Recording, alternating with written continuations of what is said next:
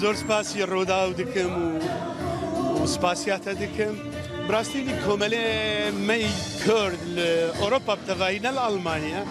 خەباتێکی زۆری باشی گرنگ دکن دەمێ داوی گەلک کورد کۆچبەر بوون تایبەتیژی ڕۆژئاوای کوردستان من گەلک ما پشتگرتی وەکە شتێ دەستمە بەدات ji bo wa komela dikir ew komele jî birastî jî pir xebatekî zorî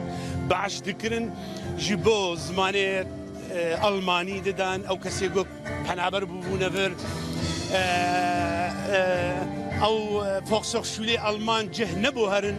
ev komele vî awayî ji bo karê bürokratî pelikê wa birastî komelê me Kurd li Ewropa rolekî gelekî baş leyst. Îroj ya ji vê ahengê me seh saliya Nobeliyum ya کۆمەلایە ئەژی بەشدار بوو مە بڕاستیژی وەکە جەنابیتە گوتە ji هەولێرێ دەهۆگام هەمووە سلااف دکم تەماشا هەر چارپارچەی کوردستان کێفخۆشم زۆر سپاس. چ سترانێکت ئامادە کرۆ بۆ ئەمڕۆ؟ بۆ ئەڤڕۆ وەخت کێمە ئەس بەهۆرم غەریب ئۆزێ بێژم ئاخین ئەزێ بێژم سرانێکی بۆ هەر چارپارچەی کوردستانە ئەزێ بێژم ناوێ کوردستان سێ چار سران ئەزێشت بێ ئاهەنگی دەبێژم. خێرۆ تۆ ئەلبومێکی تازەت دەکردووە ئەلبومەکەت دەنگانەوەکی زۆر باشی هەبوو باسی ئەلبومەکەتمان بۆ بکە. ئەلبوم بڕاستی گەلکی کێفە منەت ئەڤ ئەلبوم ینی ئەv هەفتیک هەشترۆ دەرکەتی حەتانها دەنگێ باشتێن مەساجێ گەلێکی باش مرەتێن di Tirkiye de bûye yek li Danîmark ya neh li nizanim li Kurdîtir ya çara ya birastî ez gelkî kêfxweşim îro jî ji min re hatişiyanin ew hurriyet rojname hurriyet malpe yanî rojname ye li Tirkiye bi nav û deng e rûpelek ser min nişteğil ya birastî jî pir pesnêwê elbomê dane pir lê guhdar kirina heta niha ez kêfxweşim یعنی هی وەختت دوێژێرە هی وەختت دوێ هیوادارم هەمیشە کەیفخۆش بیت ئەتوانی پێمان بڵێ ئێستا پێگەی کورد لە ئەڵمانیا بەهۆی کاری کۆمەڵی جوواکی کوردی بەهۆی چالاکوانی کورد لە ئەڵمانیا چۆن دەبینی چۆن هەڵی دەسەنگێنی 20 ساڵەمەوە بەر کەم کەس ئەیزانی کورد کێیە ئێستا بەرپرسانی باڵای پارتەکان بەشدارە بن لە ڕێوڕسمێک و هاوشەوەی ئەمڕۆ باسی کورد دەکەن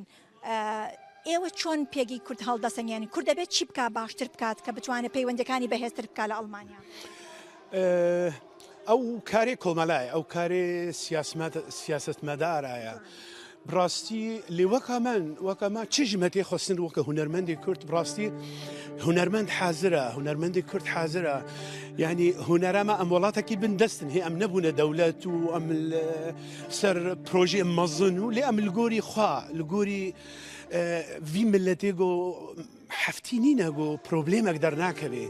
یعنی هەر ساڵ کەتەسترۆفەک سەر ملەتی کووردە هەر مە تشتێک هەیە ji ber wê yekê Kurd hatiye xuyakirin em bêjin em nebêjin Kurd yanî ji min re got cihekî nîvsan dibûn Emerîkî gotiye Şam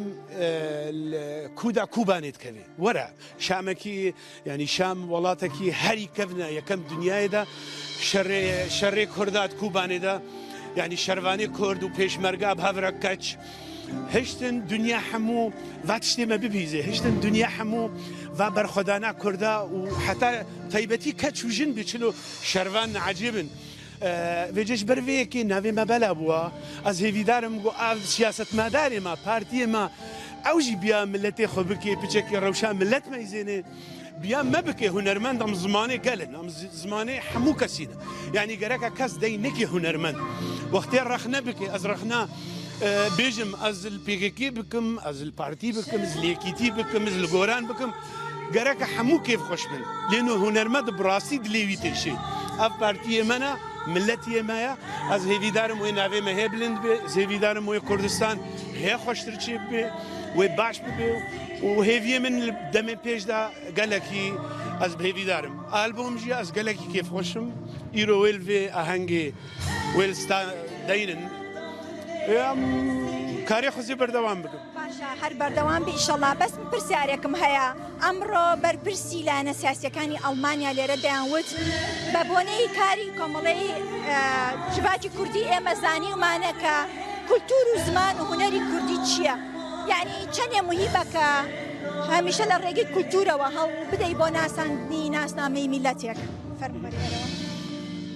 باوەڕی مندا ئەو نە دروریە ژمە فێم بکەن ئەنێ ناز دەرکە من بسرن ژمرە نەمەومە کولتۆری ما ئەم چ دەبێژن وی فێم ناکەن باوەڕ ناکەم ئەش چ دەبێژم دەردێمە چییە ئەم سەر چ دەبێژن نا بەست بیر و باوەێ مۆزیک تشتێکی نەتەویە ڕەحەت زانێ ئەحساسە ئەوەی زانە بێ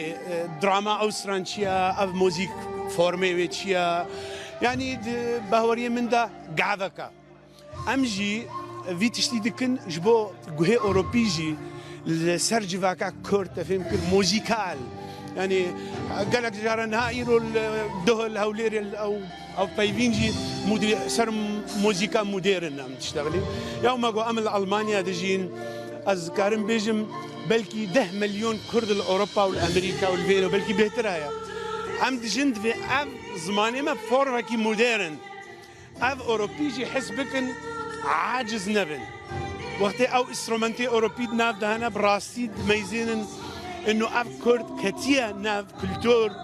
و فلکلوری جو آلمان او موسیقى آلمان يعني اوروبي فرنسي فرق ناكي يا اوروبا ويا تشتك شيد بيجو هنا ريواب سريه مدتي او جوي بي شابن او جوي بي كيف خوش من ملتك هاتينا ما وكا اوروبا استرومنتي اوروبي اللي تخيل روك بيجي بلوز بيجي جاز بيجي بوب بيجي هيب هوب بيجي حمو افجي موتيفي قالك باشن جبو ما دما بيجدا جبر في كدفي ام بدنا خا ودفي اف كومالي ما اوجي قرتيه بكن براسي ام كارن بكن هنا نتوا بلند اوروبا وامريكا بموزيك چند هنر چند هنر وقتی از به چند هنر نه بحثا خودتنی وینکش در هنر همو باش تیاترو نویسکار همو ام حبوب هوا گریداینا ام کارن بگنه آستکا گلکی بلند دو دنیای دا